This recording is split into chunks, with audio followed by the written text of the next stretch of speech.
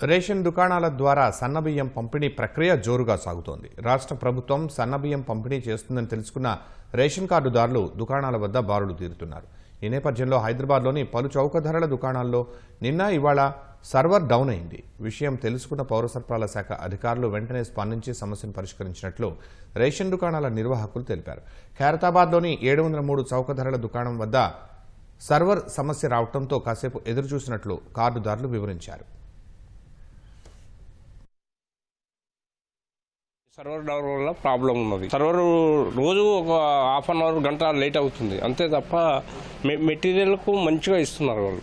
మేము ఈరోజు 20 నిమిషాలు వెయిట్ చేసి నిన్న కూడా వచ్చి 20 నిమిషాలు వెయిట్ చేసి వెళ్ళిపోయినాం. నిన్న కొద్దిసేపు సర్వర్ కొద్దిగా ప్రాబ్లం వచ్చింది. మళ్ళీ ఇవాళ ఒక 15-20 నిమిషాలు ప్రాబ్లం వచ్చింది.